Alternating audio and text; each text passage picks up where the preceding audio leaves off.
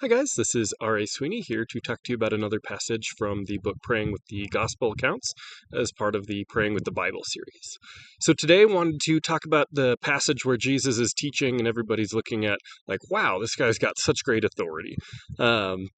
And so what was really interesting with this passage is the people didn't actually pray. The people that, or the prayers came from the spiritual beings. So there were people that were coming to him that were possessed by spiritual beings, and they were the ones that were crying out. They were identifying who he was. They were falling down before him and those things. And so that's kind of an interesting response.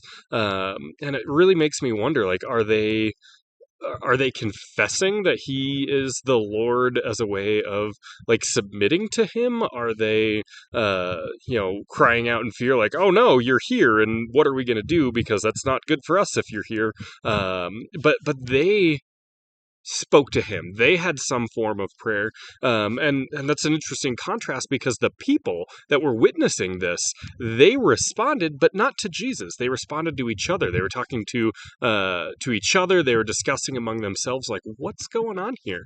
And so you've got kind of this weird parallelism of the spiritual beings are responding in prayer, but the people aren't. And when the spiritual beings fell down before Jesus,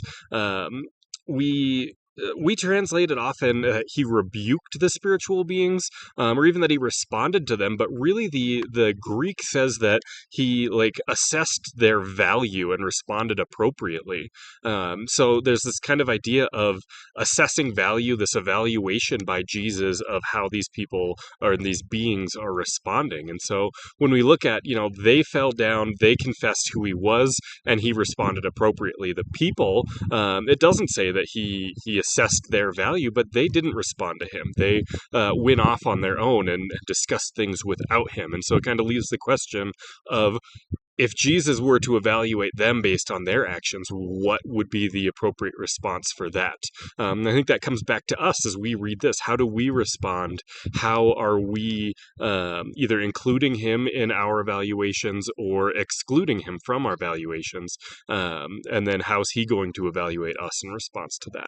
So that's kind of what was going on with this passage, or at least what I took away from it. I hope it was a blessing for you, and we'll see you next week. Thanks.